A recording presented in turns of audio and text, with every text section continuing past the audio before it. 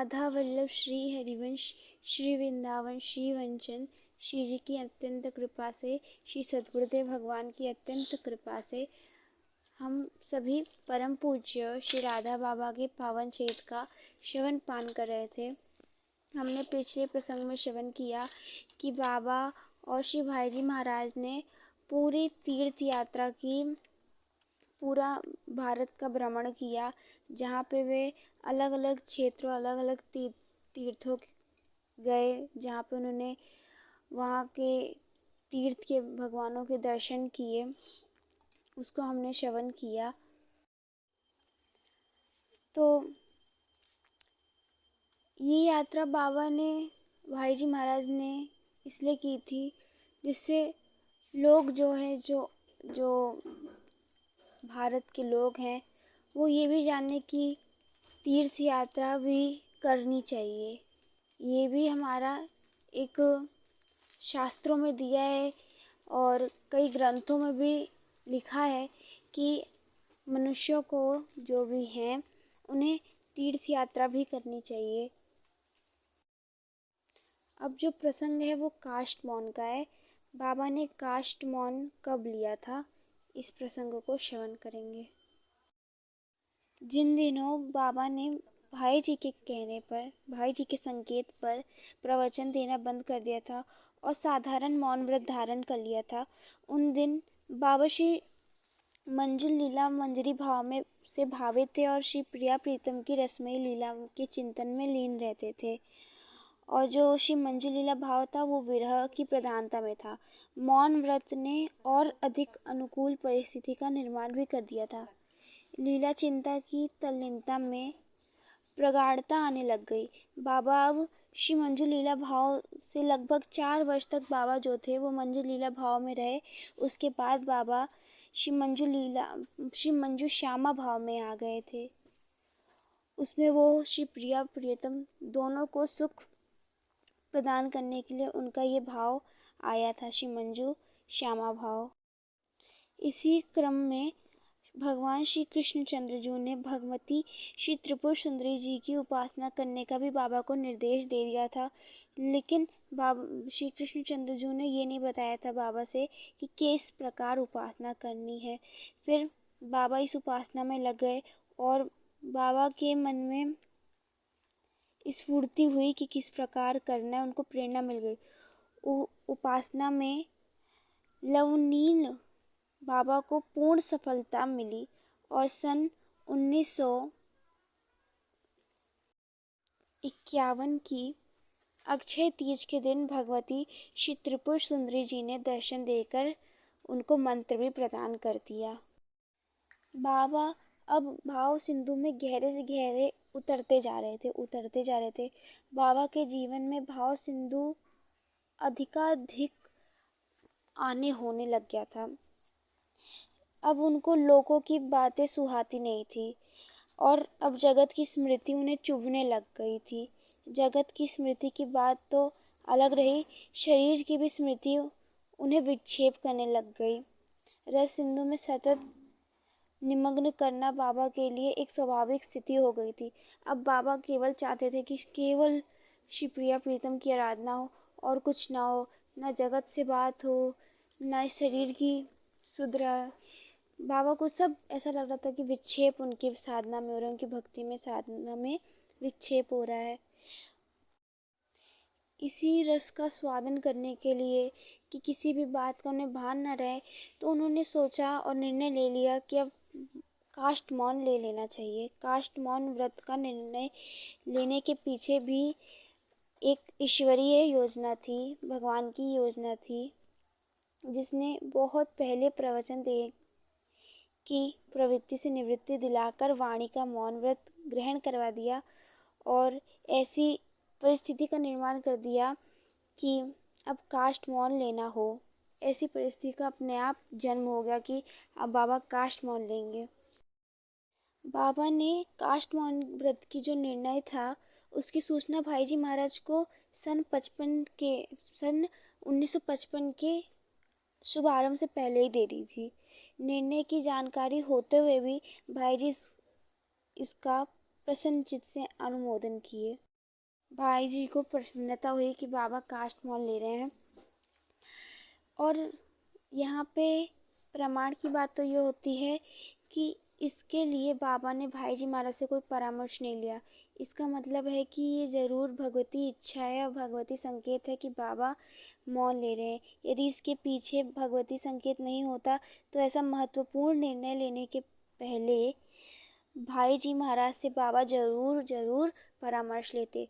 बाबा ने ये भी बतला दिया कि इस व्रत के लेने के लिए 19 अक्टूबर 1956 की शारदीय पूर्णिमा का दिवस निश्चित हुआ है। इस दिन पे ये मौन व्रत लिया जाएगा। और बाबा ने मौन व्रत का अर्थ भी बताया है, बड़े स्पष्टीकरण किया मौन व्रत का अर्थ क्या है। केवल वाणी का मौन नहीं होता। इस व्रत का मतलब ये नहीं कि केवल वाणी से मौन, अभी तो जगत की और शरीर की सारी क्रियाओं से सर्वथा अपने को हटा लेना, सबसे मौन हो जाना।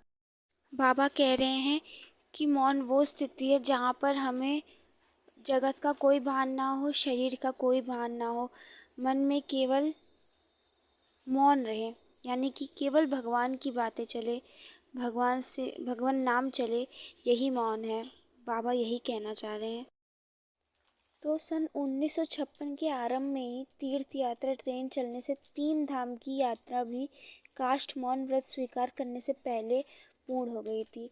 तीर्थ यात्रा से लौटने के बाद बाबूजी की जो तबीयत थी, भाई जी महाराज की जो तबीयत थी, वो काफ़ी ख़राब हो चुकी थी, बहुत अस्वस्थ हो चुके थे। अब इस अस्वस्थता में एक बड़ा अच्छा कार्य हुआ। भाई जी महाराज को अकेलापन मिल गया, यानी कि एकांत मिल गया। उस एकांत में वो श्री प्रिया प्रीतम और श्री राधा माधव की लीला में निमग्न रहने लग गए। उन्हें अवसर मिला कि वो श्री प्रिया प्रीतम की सेवा में जाएं।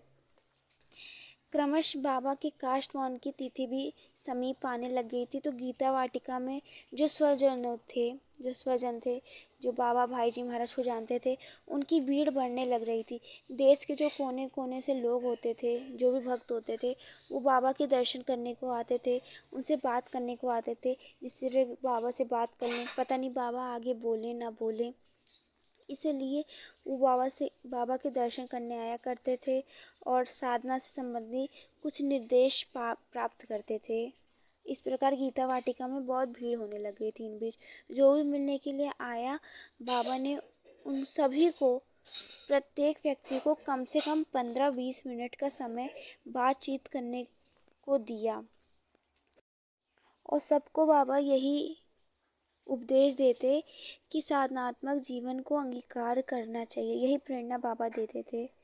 बाबा सबको समय देते थे कि सब समय ले, और बाबा से उनकी बातचीत होती थी। जो स्वजन आते थे, एक उदाहरण है, बाबा को काष्ठ मौन लेना था 19 अक्टूबर को, और 17 अक्टूबर को बाबा ने डॉक्टर श्री घनश्याम जी तोलानी को बातचीत के लिए समय भी दिया। डॉक्टर तोलानी नासिक से आए थे। आपने तीर्थ यात्रा ट्रेन में सेवा भाव से चिकित्सा कार्य किया था। डॉक्टर तोलानी की निष्काम सेवा और भक्ति भावना से भाई जी बहुत बहुत प्रभावित और प्रसन्न और रिझे हुए थे। डॉक्टर तोलानी को बुलाकर बाबा ने कहा, मेरी एक बात आप याद रखिएगा, श्री पोद्दार जी महाराज का आप पर बहुत प्रगाढ़ प्रेम स्नेह है। श्री भाई जी का यह स्नेह आपके जीवन की एक बहुत बड़ी निधि है। आप पर भाई जी महाराज की बड़ी कृपा है। डॉक्टर तोलानी जी ने कहा, बाबा, श्री भाई जी जैसे महान संत का मुझ दीनहीन पर स्नेह होना बहुत बड़े सौभाग्य की बात है। श्री भाई जी नाम जप पर बहुत बल देते हैं, पर नाम में मेरा मन नहीं लगता है। तोलानी जी पूछ रहे हैं कि मेरा नाम में मन नहीं लगता है। बाबा ने कहा, नाम और नामी में भेद नहीं है। भगवान नाम भगवत स्वरूप है, और भगवान नाम की कृपा से ही नाम में मन लगता है, नाम में प्रीति होती है। साधना करते समय साधक के जीवन में उतार और चढ़ाव आते हैं। प्रतिकूलता ना प्रतिकूलताओं से घबराना नहीं चाहिए और ना निराश होना चाहिए। अंत में आपको भगवान अवश्य मिलेंगे। यह विश्वास हम सभी को रखना चाहिए कि अंत में भगवान मिलेंगे। मैं आपको ठग नहीं रहा हूँ, ये एक यथार्थ सत्य है। बाबा भी कह रहे हैं कि भगवान नाम के जप से भगवान अवश्य मिलते हैं। इस आश्वासन से विभोर डॉक्टर तोलानी जी ने कहा, बस आपकी कृपा बनी रहे। हृदय में अमित उमलता और नेत्रों में विकल सजलता लिए हुए डॉक्टर तोलानी जी ने बाबा को प्रणाम किया और वहाँ से चले गए। बाबा ने काष्ठ मौन लेने से पहले ही अपनी जो अनेक अर्चनाएं थी उसे विसर्जित कर दी थी। जैसे कि उन्होंने अपने पूजा पाठ की जो सामग्री होती थी उसे वो यथायोग्य व्यक्तियों के मध्य वितरित कर दिया करते। जैसे श्री ललिता सहस्त्रनाम स्तोत्र की जो पुस्तिका थी वो बाबा ने श्री कृष्ण जी को प्रदान कर दी थी और गोस्वामी श्री चिन्मय लाल जी को भी उन्होंने कोई अर्चना प्रदान कर दी थी। अब जो काष्ठ मौन का समय था वह समीप आते जा रहा था। बाबा से अब भविष्य में बात नहीं हो पाएगा, संभाषण नहीं हो पाएगा, मिल नहीं पाएंगे। इस बात की सभी लोग में बड़ी विचलता थी, बड़ा दुख था कि अब हम बाबा से बात आगे नहीं कर पाएंगे। जो भक्तजन होते थे जिनको साधना और भजन में दिक्कत आती थी, उनकी शिथिलता हो जाती थी, तो वे सभी जो थे वो दौड़कर बाबा के पास आया जाया करते थे और उनसे अपने प्रश्न को पूछ लेते थे। तो बाबा उनके प्रश्न का हल कर देते थे और वो जो लोग होते थे उनके तन मन में पूरा उत्साह आ जाता था। अब मन में प्रश्न था कि वह उत्साह और वह प्रेरणा कहाँ से प्राप्त होगी। अब तो बाबा मौन हो जाएंगे। अब उनके मन में यही प्रश्न बैठ रहा था कि अब क्या होगा, बाबा तो मौन हो जाएंगे।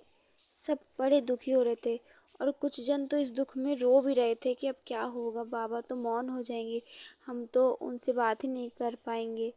सबके नेत्रों में अश्रु भर जा रहा था। नहीं चाहते हुए भी परम प्राण धन अपने परम श्रद्धास्पद बाबा को विदाई देने के लिए सभी लोगों को पंडाल में इकट्ठा होने पड़ा। और अब मध्य रात्रि का समय हो रहा था, मध्य रात्रि का समय होने वाला था जिसमें केवल 1-2 घंटे ही रह गए थे। जहाँ पहले पंडाल में श्री राधा अष्टमी का महोत्सव बनाया जाता था, वहीं पर बाबा ने मध्य रात्रि के समय मौन व्रत के लिए स्थान नियुक्त किया था। रात्रि को 10 बजे ही सभी भक्तगण पंडाल में आकर बैठने लग गए। पंडाल में आने से पहले बाबा और भाई जी एकांत में कुछ बात किए थे थोड़ी देर। इसके बाद भाई जी बाबा को साथ लेकर लगभग 11 बजे पंडाल आए और चौकी लगाकर मंच बनाया गया था, उस पर बाबा और भाई जी विराजित हो गए थे। सभी लोग वहाँ पे उपस्थित थे। हृदय में अपार व्यथा से भरा हुआ था सबके हृदय में। विदा होने वाले बाबा पर सबकी दृष्टि टिकी हुई थी, टिकी नहीं सबकी गड़ी हुई थी बाबा पर।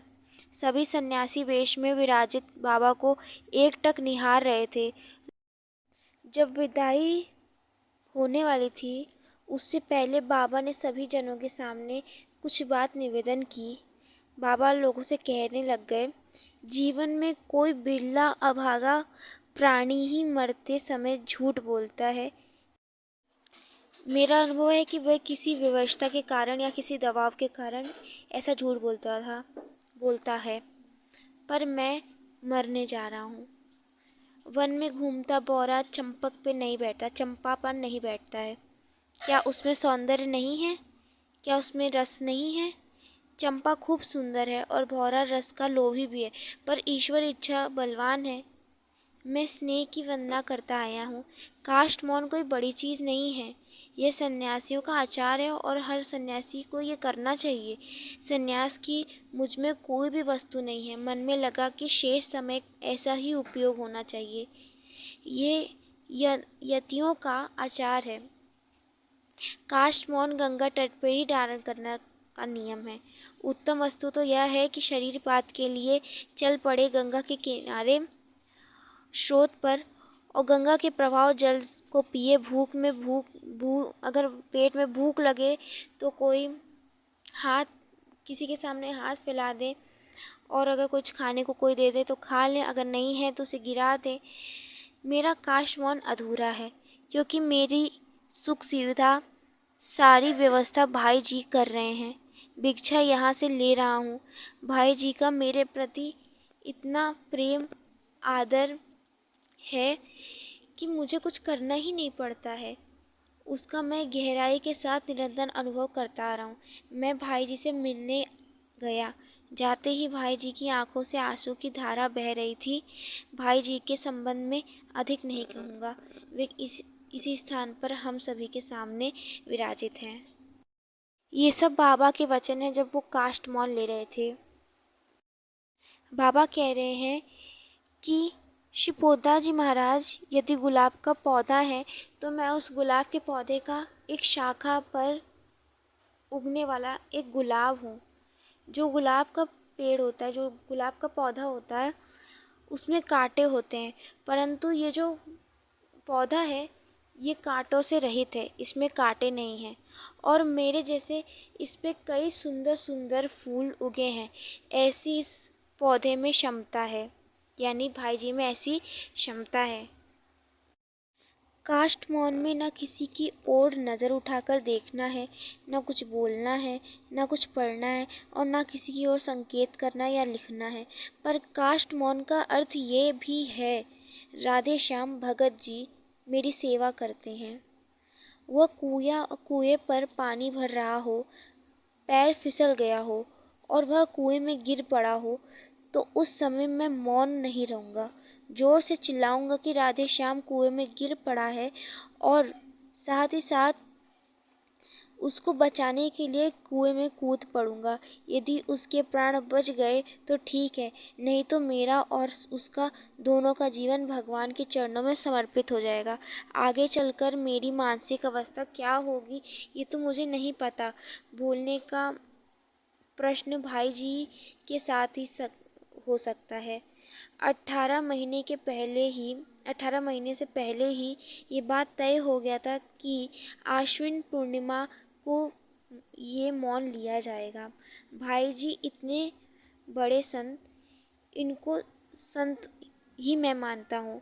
अंतकाल तक मेरी संभाल यही करेंगे। जिस समय भाई जी को किसी प्रश्न को लेकर परेशानी का अनुभव हो, उस समय बोलकर प्रकाश डाल देना चाहिए। मेरी इतनी सी चेष्टा हो सकती है। सावित्री की माँ पुत्र की तरह मुझे भिक्षा कराती हैं। जब भिक्षा के लिए जाऊं तो उनकी ओर देखूंगा। देखने का प्रश्न केवल भाई जी और माँ जी के लिए है। ये जो मृत्यु है और जन्म है, ये भगवान के यहाँ के दो पर्दे हैं।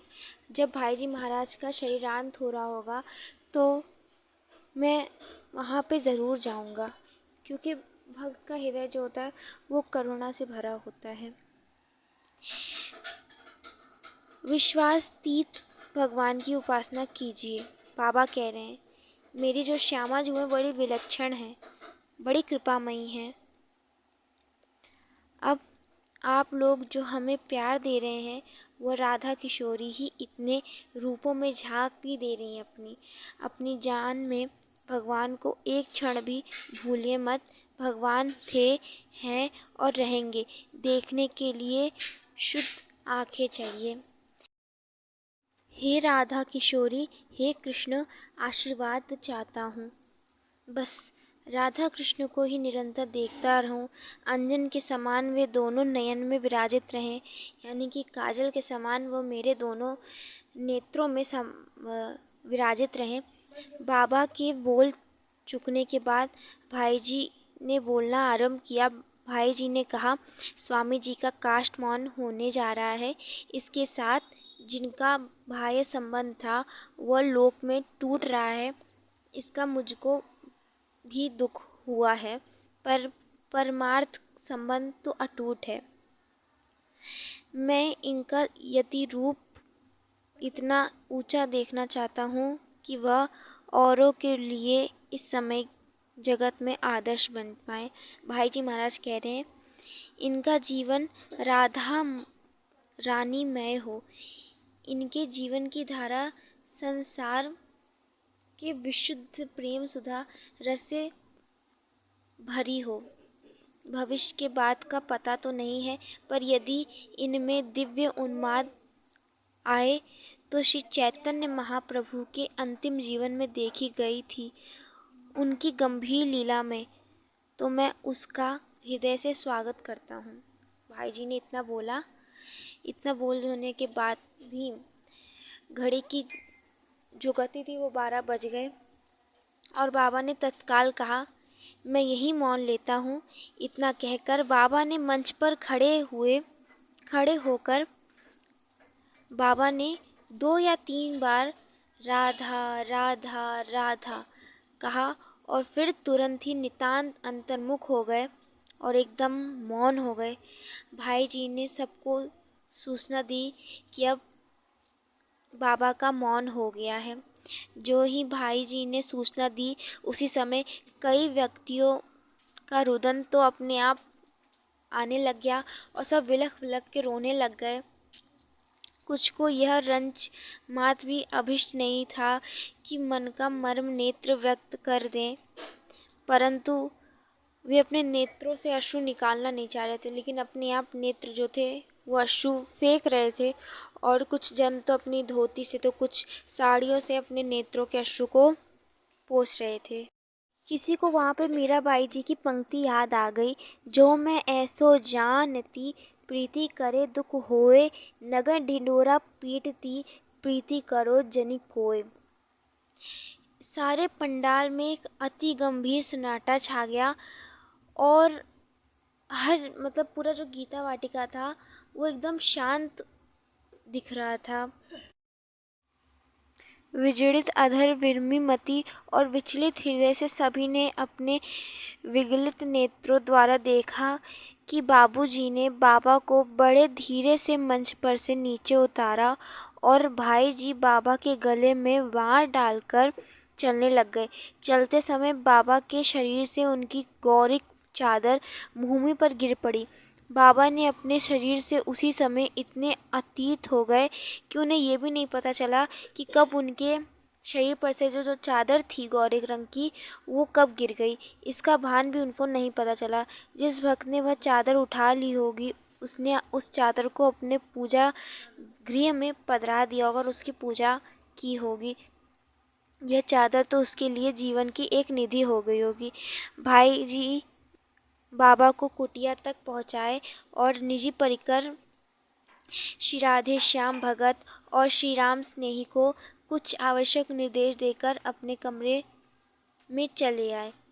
सभी भक्तगण अपने अपने विश्राम स्थान पर चले गए, परंतु वे सभी नितांत अत्यधिक व्यथित रहे। बड़ा दुख हुआ सबको। अब बाबा का जो मौन था वो हो चुका था। इन दिनों भाई जी की जो तबीयत थी वो ठीक नहीं थी। भाई जी महाराज अस्वस्थ चल रहे थे। जब उन्होंने 3 धाम की यात्रा की थी उसी अप्रैल से जब लौटे थे तभी से बाबा भाई जी महाराज बीच बीच में अस्वस्थ हो जाया करते थे। इन बीच तो उनके शरीर में शिथिलता और शक्तिहीनता भी कम नहीं थी। चिकित्सा करवाई, बहुत डॉक्टरों को दिखाया, परंतु कोई भी लाभ भाई जी महाराज को नहीं मिल रहा था। अब सबको लगा कि भाई जी महाराज को कहीं एकांत लेना चाहिए, क्योंकि यहाँ पे भाई जी महाराज रहते हैं तो कल्याण के कार्य में व्यस्त रहते हैं और यही करते रहते हैं। इसी कारण भाई जी महाराज को कोई समय नहीं मिला कि वो आराम कर सके। तो सब सोचे कि अब हमें रतनगंज चलना चाहिए, गोरखपुर से रतनगंज चलना चाहिए। अब इसमें भाई जी महाराज को बड़ा सुअवसर मिल गया कि वो प्रिया प्रीतम की अंतरंग लीलाओं का दर्शन कर सकते हैं और उनकी लीलाओं में सम्मिलित हो सकते हैं। तो ऐसा सोच के सभी लोग रतनगढ़ चले गए, जिससे भाई जी महाराज को पर्याप्त विश्राम भी मिल गया। और सब लोग रतनगढ़ तब गए थे जब बाबा को 1 मास हुआ था मौन धारण किए हुए, काष्ठ मौन।